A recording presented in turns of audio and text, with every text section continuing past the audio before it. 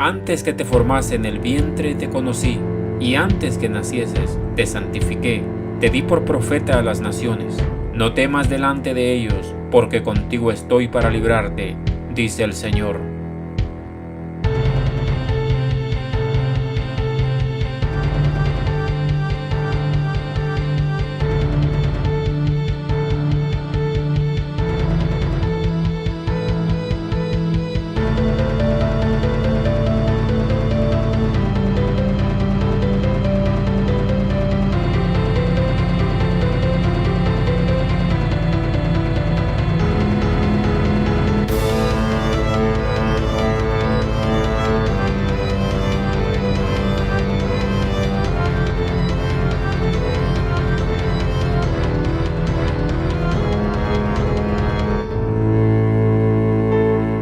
Y ahora necesitamos saber con quién vamos a hablar en el día de hoy. Luis Alfonso Parra, miembro de la Iglesia Cristiana Reformada de Madrid, sirve al Señor desde hace 35 años en 3 ministerios: enseñanza, evangelismo, alabanza. Ahora sí, podemos comenzar. Héroes de la Fe. Un programa a la altura de la fe.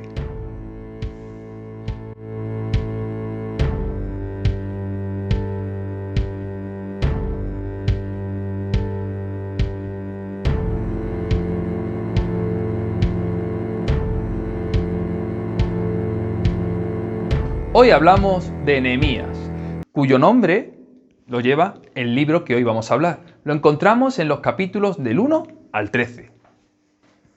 Hoy tenemos un programa apasionante y para ello tenemos a nuestro hermano Luis Alfonso Parra Wick, lo he dicho bien, ¿verdad? Perfectamente. De la Iglesia Reformada en la calle General Anaz, y nos va a hablar acerca de un personaje que también es apasionante, Nehemías. Por lo tanto, bienvenido.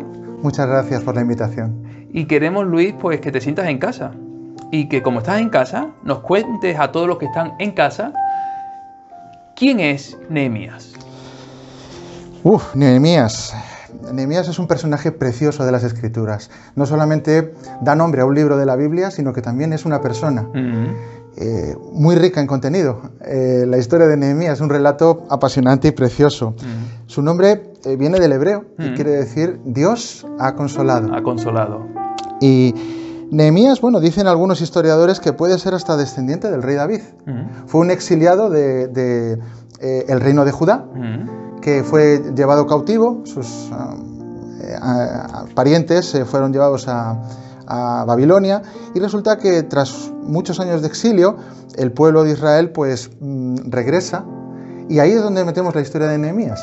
Qué interesante. Mucho. Hay una curiosidad que, investigando acerca de Nehemías, y seguramente muchos lo sabréis y otros no, que originalmente el libro de Nehemías no se llamaba así, sino que era Esdras. Es decir, en el pueblo de Israel, Esdras componía lo que era el libro de Esdras y el libro de Nehemías. Luego llegó Jerónimo, y él lo que hizo fue pues dividir ese libro en 2 partes. La primera parte llamó primer libro de Esdras y a la segunda parte segundo libro de Esdras. Pero luego llegó la Vulgata latina, la Biblia que todos conocen en latín, y le llamó, en este caso la Vulgata, a la segunda parte de Esdras le llamó Nehemías, y le preguntaron que por qué, y curiosamente la respuesta fue porque el personaje principal del libro era ese, Nehemías, por eso se le llamó así. Por lo tanto, llega a nuestros días este libro como Nehemías por esta explicación. ¿Cuál es el contexto del libro de Nehemías? Pues el contexto, vamos a hacer muy brevemente un poco de historia. Perfecto. Israel tiene una época de esplendor con el rey David y con su hijo el rey Salomón. A partir de la muerte del rey Salomón, desgraciadamente con Roboam y Jeroboam se produce una división. Una parte es lo que llamamos Reino del Sur y otra parte es lo que llamamos Reino del Norte. 10 tribus por un lado, 2 tribus por otro lado. Desgraciadamente esas tribus cayeron en la idolatría y ambos reinos fueron conquistados. El reino del norte fue conquistado por Asiria, el reino del sur fue conquistado por Babilonia. Nehemías, para poder llegar a él en la Biblia, tenemos que entender primeramente que su historia viene antecedida de otros personajes, ¿no? Cuando un lector quiere ubicar el libro de Nehemías en la Biblia, es bueno que sepa que es una persona que viene, o su origen y su procedencia es precedida por otras personas que desempeñaron un papel muy importante. Sí. Por eso, todo lector que quiera llegar a Nehemías, yo le recomiendo que lea, primeramente, una parte del libro de Esdras, a continuación el libro de Esther, otra parte del libro de Esdras y por fin llegamos al relato de Nehemías, efectivamente. El contexto histórico donde este personaje pues aparece en las escrituras es el de una persona que tiene muchas responsabilidades. Sí. Él está sirviendo en Susa, la capital del reino de Media Persia. Media Persia, efectivamente, bajo el reinado, la soberanía del rey Artajerjes. Sí. Un soberano que tenía bastantes provincias a su cargo. 124, creo que era. 124, efectivamente. Pues este hombre, Nehemías, desempeña una función muy importante en la corte. Él, su atribución o su oficio más visible es copero. Que por cierto, algunos pueden pensar que un copero, bueno, es un camarero cualquiera, pero no es un camarero al uso. Porque sabemos que los reyes en la antigüedad corrían peligro porque siempre había enemigos que querían ocupar el lugar que ostentaba el rey. Y algunos, pues la manera de hacerlo era con el envenenamiento. Y de esta manera, seguramente cuando hablamos la semana pasada de Mardoqueo, recordamos que había dos eunucos que estaban haciendo un complot para matar, en este caso, al rey Asuero. Pues en este caso, Artajerjes también tenía gente que confabulaba en contra de él. Y el copero era la persona que bebía de la copa del rey antes de que el rey bebiera, para comprobar que no había envenenamiento. Por lo tanto, era una profesión de riesgo. Mucho. Porque podía beber de una copa que hubiera veneno y por lo tanto... Efectivamente. Nehemías además tiene atribuciones de primer ministro. Sí. Él tenía acceso a las cámaras reales, por lo cual custodiaba los dormitorios del rey. Y también cuando el rey pedía su consejo, él se lo brindaba.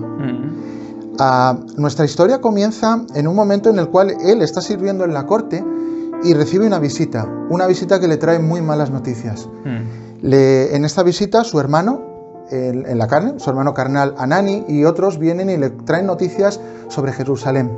La situación probable que había en Jerusalén. Sí. Y cómo se encuentra la ciudad. Entonces Nehemías, la congoja invade su corazón. El sufrimiento invade su corazón por la situación en la que se encuentran las personas que ya han empezado a regresar. Entonces, ¿qué sucede? Pues que cuando Nehemías escucha estas noticias, no va directamente al rey. No va y le dice, Majestad, necesito volver a Jerusalén porque mira lo que está pasando. No. Sí.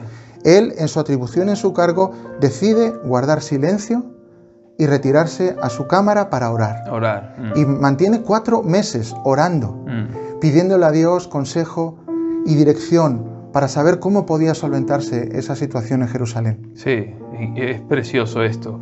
Y una gran enseñanza para nosotros, para aquellos que tenemos problemas o que nos cuentan los problemas que tienen otros. Lo importante que es, antes de actuar, antes de hablar, lo primero que tenemos que hacer es orar y buscar el rostro del Señor. Sí, es cierto. Es interesante también acerca del contexto, porque Nehemías, cuando vuelve a Jerusalén y tiene que cumplir con su función, que es reconstruir las murallas, ¿verdad? Vemos que encuentra enemigos, se levantan opositores. Y esto es algo muy interesante. No sé si tienes algo que decirnos al respecto de estos opositores. Sí, bueno, Nehemías tiene que enfrentar 2 clases de oposición cuando llega a la ciudad de Jerusalén.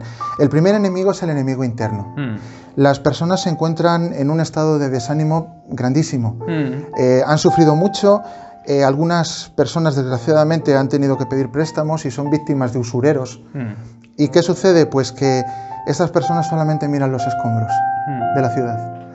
Todo Jerusalén está destruido, solamente está el templo en pie, pero las murallas y la ciudad están hechas a pedazos. Y esta gente, para lo único que tiene ojos es para los escombros. Y ese es el primer enemigo al que tiene que enfrentarse Nehemías, el desánimo de un pueblo que estaba por dentro destruido. Sí. El segundo enemigo o adversario que encontramos lo forman 3 personajes. Muy bien dicho, personajes. Personajes, sí. Personajes que intensificaron sus ataques conforme sus artimañas les iban saliendo mal.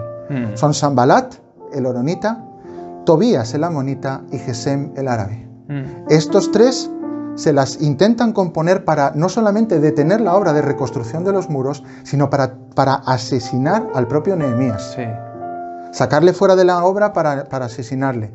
Y también, como ya de paso, amenazar al pueblo de muerte para que el miedo cayera sobre los que estaban construyendo la muralla y la obra se detuviera. Interesante.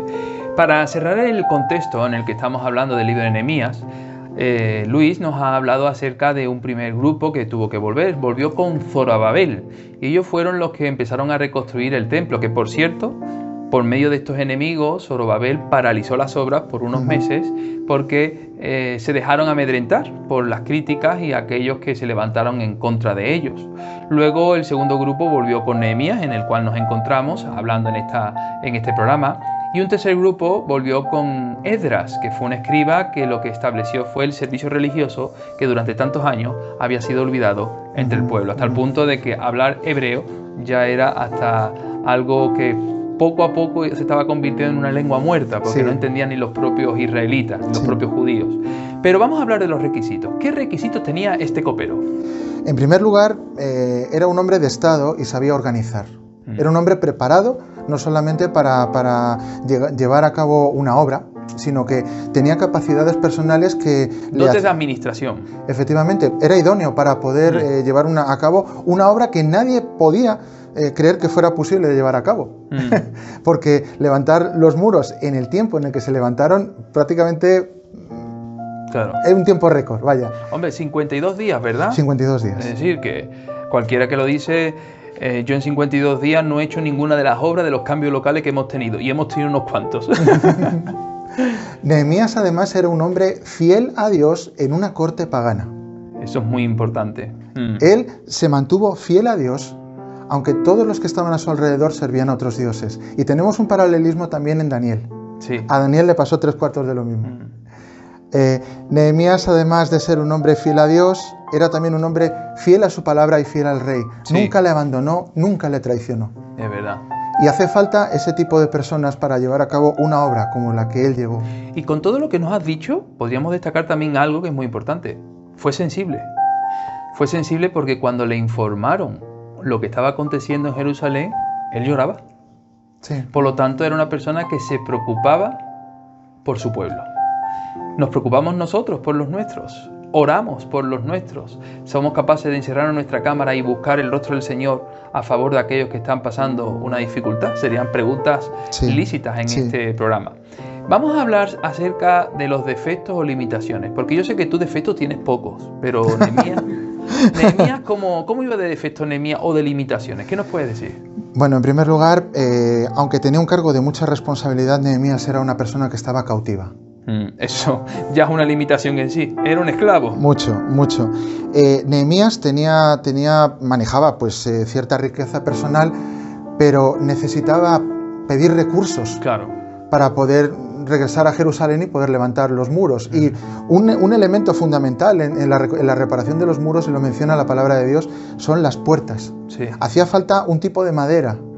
Y esa madera tenía que ser cortada en unos bosques, y Nehemías no tenía esa madera, no podía disponer de esa madera. Nehemías era una persona que, si sus enemigos no le hubieran atacado, este hombre no hubiera tenido no sabrías que tenía defectos, pero sus enemigos buscaban los defectos. Eso es. ¿Por qué? Porque toda persona que está en el liderazgo puede ser corruptible por algo. Siempre. Y trataron de corromperle de muchas maneras, y trataron de engañarle y tal. Gracias a Dios no se salieron con la suya. Sí. Pero el gran secreto que llevó a Nehemías hacia la consecución de la obra fue precisamente que cuando sus fuerzas no alcanzaban y cuando él reconocía sus limitaciones, él se ponía en contacto y estaba siempre en línea con aquel que no tiene limitaciones ninguna. Algo que me gusta de la Biblia, y no solamente del libro de Nehemías, sino de la Biblia, es que la Biblia en ningún momento pretende ocultar los defectos y las limitaciones de las personas. Nos acordamos de Moisés y vemos que mató, se convirtió en un asesino en un momento de su vida. Hablamos de David y todos nos acordamos de que fue un adúltero o también un asesino que mandó a Urías a primera línea de batalla, ¿verdad? Podemos hablar del propio Sansón, ¿verdad? Que su corazón se desvió con Dalila. O podemos ver también el propio Salomón, que el amor de muchas mujeres, le hizo distraerse del propósito de Dios, ¿verdad? Y así podríamos estar hablando de muchos personajes bíblicos, de muchas personas, de muchas historias que se nos narran en las Escrituras, donde en ningún momento se oculta que Dios utiliza personas imperfectas y se vale de ellos para que la gracia y el poder de Dios se manifiesten con mayor grandeza, ¿verdad? Claro. Y también para avergonzar a los que supuestamente se creen sabios y ricos en este mundo. Podemos hablar también de algo que es importante, y es que Nehemías tuvo que pedir cartas al rey Artajerjes como salvoconductos para que los impedimentos que iban a tener en el viaje fueran los menos posibles también. Eso es algo que podemos darnos cuenta que ocurre como una limitación, ¿verdad? Su vida corría peligro. Su vida corría mucho peligro. Peligro, sí. Ahora, ¿qué obstáculos tú crees que tuvo que confrontar este hombre por encima de cualquiera? Pues, sobre todo, el primer obstáculo, el desánimo. No es fácil abarcar y emprender una obra de semejante tamaño como ese. En segundo lugar, afrontar todas las circunstancias con fe. La fe nos falla, la fe nos falta cuando vemos por delante que todo está destruido a nuestro alrededor. Y Nehemías tuvo que enfrentar eso con fe. De hecho, haciendo alusión a lo que dice el Evangelio, en Lucas, cuando dice que de la abundancia del corazón habla la boca, Nehemías no dejó en ningún momento de hablar de la fe. Qué bueno. Fe lo que no era posible humanamente construir, pero que Dios sí permitió construir. Lo que era imposible para ellos y para el propio Nehemías fue posible para Dios. Sí. ¿Cuál crees que sería la misión que tenía este hombre, Nehemías? Yo siempre, cuando miro la misión que tuvo, la englobo en 3 fases. La primera fase es la fase de reconstrucción de los muros, en la cual una nación tenía que sentirse de nuevo salvaguardada, protegida. Las murallas en una ciudad representan protección y salvaguarda frente a los enemigos. En segundo lugar, una renovación espiritual. Nehemías, en la mitad del libro aproximadamente, capítulo 8, pasa a un segundo plano y le deja la batuta a Esdras, otra vez, para que Esdras pueda tomar la iniciativa y pueda llevar al pueblo hacia un mirar a la palabra de Dios. Lee la Torá en voz alta, ¿verdad? El libro de la ley, ¿verdad? Lo que conocemos como el Pentateuco. Y es interesante esto, porque podemos destacar en Nehemías que no se metía en el trabajo que no le correspondía. Efectivamente. Es decir, siendo el gobernador, siendo una persona con autoridad, teniendo las cartas del salvoconducto que le podía dar Artajerjes, teniendo los recursos físicos, materiales, económicos que se necesitaban para llevar a cabo la obra, en ningún momento se metió en el trabajo que no le correspondía. Dejó al escriba, en este caso a Esdras, que pudiera ocupar el lugar de poder organizar el templo, poder organizar el servicio religioso y sobre todo volver a la espiritualidad a Israel, ¿verdad? Y como decíamos antes, ¿verdad?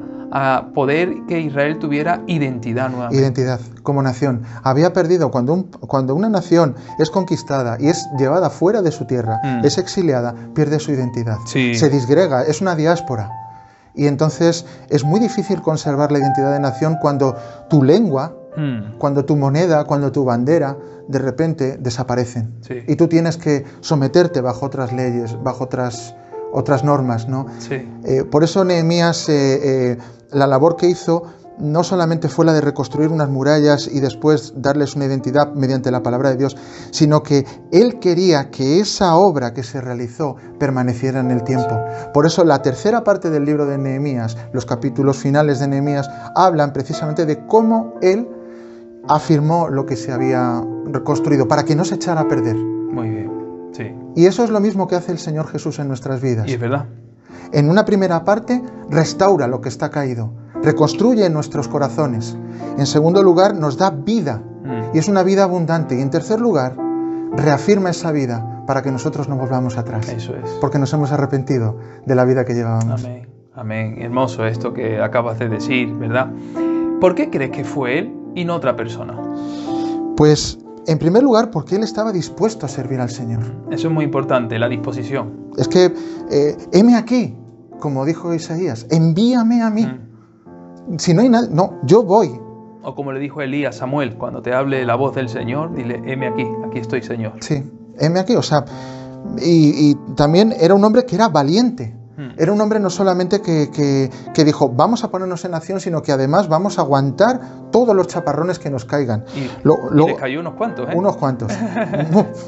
Unos cuantos. Luego también él en ningún momento se distrajo de la obra que tenía delante. Eso. O sea, él no quiso torcer su camino, no cambió de rumbo. Él tenía una visión y la llevó a cabo con fidelidad. Por supuesto, como hacen muchos que se quieren atribuir las obras. Tú cuando ves en una obra la mano del arquitecto, siempre se hace algo que le recuerde al arquitecto. En Jerusalén no queda nada que recuerde a Nehemías, ni un monumento, ni una estatua, nada. Algo que has dicho y es muy importante es esto. Actualmente en Israel queda lo que se conoce en el mundo como el muro de las lamentaciones, pero realmente es una manera gentil nuestra de identificar el trozo de muro que queda en pie de la reconstrucción de Nehemías. Ese muro es conocido en la Biblia como el muro occidental. Y cuando Nehemías empezó a reconstruir las murallas, podemos observar que Nehemías organizó a cada familia de toda Judá para que cada uno hiciera un tramo de la muralla. La gente más pudiente, aquellos que tenían más recursos, no se iban a manchar las manos de cemento, adobe, sino directamente lo que hicieron fue pagar a albañiles que pudieran hacer la parte que le correspondía de la muralla, cumpliendo así con su obligación. Pero los más humildes tuvieron que hacer con sus propias manos, a pesar de que tuvieran limitaciones y capacidades a la hora de hacer el muro, lo hicieron con sus propias manos. Y curiosamente, este muro occidental, conocido en nuestra actualidad como el Muro de las Lamentaciones, la parte que queda en pie no es la parte que construyeron otros, sino la parte que construyeron los más débiles, en este caso los que tenían los recursos más pequeños, para que el muro fuera levantado. Por lo tanto, se puede secar la hierba, se puede marchitar la flor, pero la palabra de Dios permanece para siempre, y ahí podemos darnos cuenta que el trabajo que hacemos con nuestras manos repercute hasta en los días de hoy. Sí.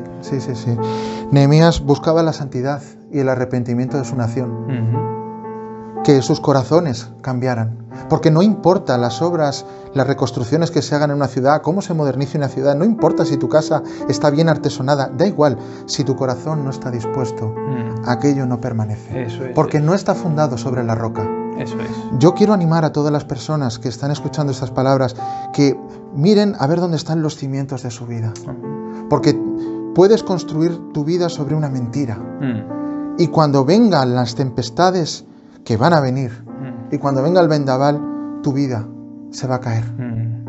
Pues en este minuto que nos queda para concluir la entrevista, me gustaría coger todo lo que hemos hablado y poder transmitirle a todos qué enseñanzas podemos sacar para nuestra vida.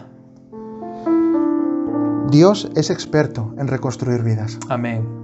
Si tú encomiendas tu vida a Dios, permite que Él pueda manejar y moldear el barro que creó, para que pueda hacer de ti una vasija para honra. Amén. Y cuando tú no puedas, cuando tú te veas que ya no puedes más, acude a Él. Sí. Él te sanará, Él te levantará y Él está por ti. Amén. De la misma manera que Nehemías tenía como su arma secreta la oración, y muchas veces nosotros tratamos de orar por nuestros familiares, por la gente a la que queremos. Si nosotros no podemos, porque nuestra familia se va al traste, nuestro trabajo se va al traste, sigamos orando, porque la obra siempre es del Señor. Amén. Amén. Me gustaría también resaltar algo que es una enseñanza para nosotros.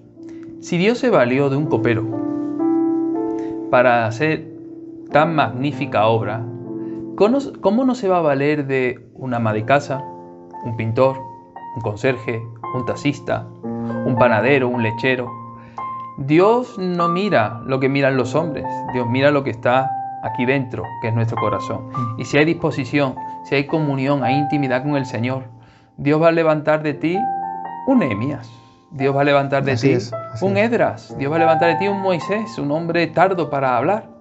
Dios puede levantar hombres y mujeres en estos tiempos, indistintamente de su profesión o de su capacidad intelectual, instrumentos útiles para que su gloria y su nombre se extienda sobre la faz de la tierra y que podamos reconstruir las murallas, no solamente de Jerusalén, sino las murallas de muchas personas que están ahora mismo viviendo en ruinas y que necesitan palabras de salvación y vida eterna.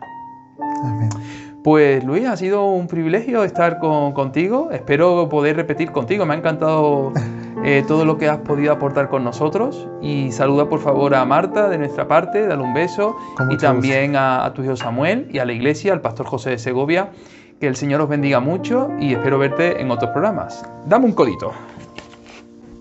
Gracias por el privilegio.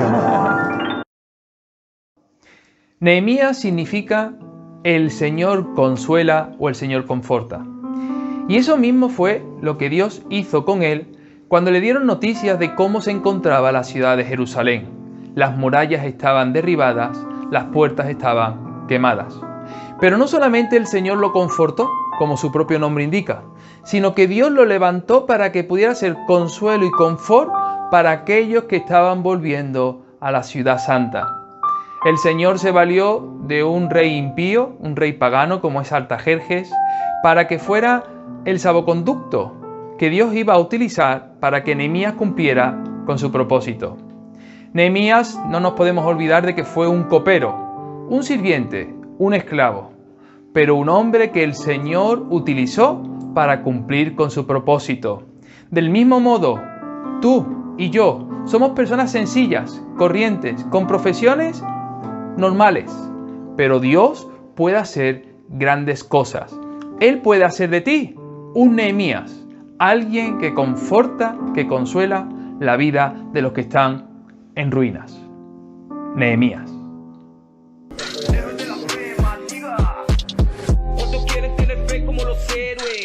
Acción.